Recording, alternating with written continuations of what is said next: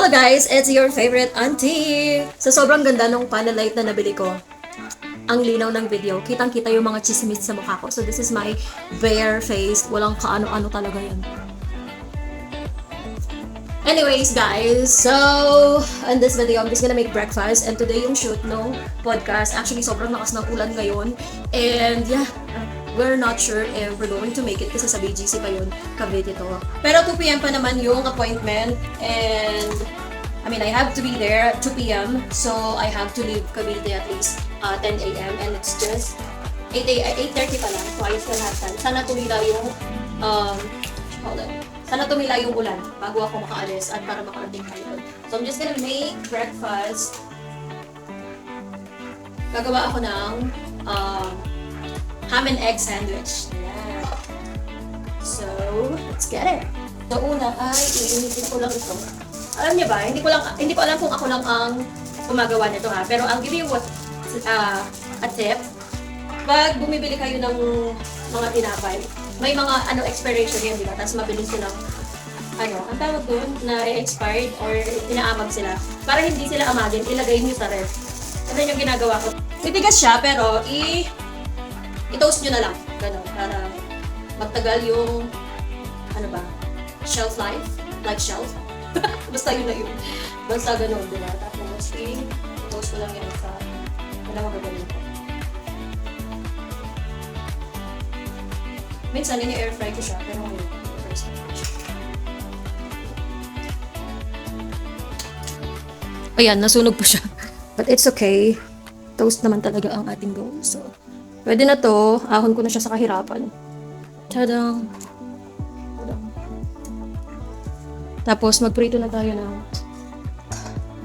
egg and ham. And gagamitin ko lang itong mantika na pinagprituhan ko ng chicken.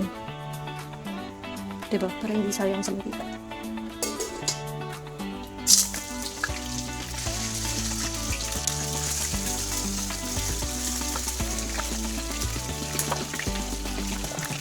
And habang niluluto yun, gawa lang ako ng iced coffee.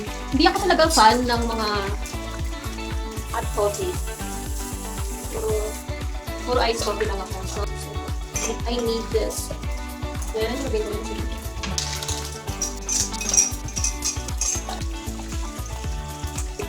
Tapos, para hindi siya masyadong matapang, nilalagyan ko siya ng full cream milk. Oh my god. Ay!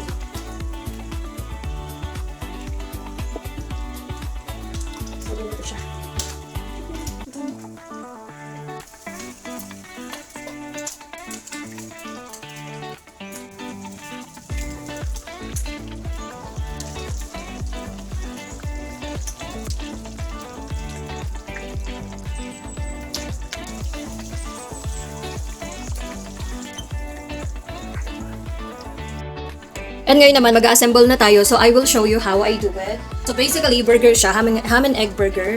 And lalagyan ko lang siya ng sauce. Etong sauce na to, ito yung spaghetti sauce. Ito yung ginagamit ko yung spaghetti sauce kasi matamis siya. And masarap siya. Mas better siya kaysa sa ketchup lang. Regular na ketchup or tomato sauce. So, yeah. That's another tip you can try. And then, mayonnaise. Any kind of mayonnaise will do. Ganyan. So, lagay ko lang yan siya dyan. And then, syempre, yung ating ham and egg. Ito dito. Ito dito.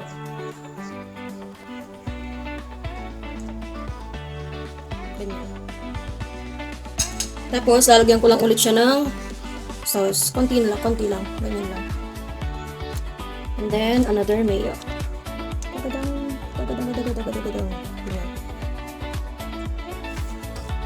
And then, pagkasawahin na natin sila. Tugang. O, diba? And this is how it looks. This is my breakfast. Ayun guys, so tumigil na yung ulan. Thank you Lord. And I think lumiliwanag na yung langit. So this is my breakfast. Ayan. And this one. Kain tayo!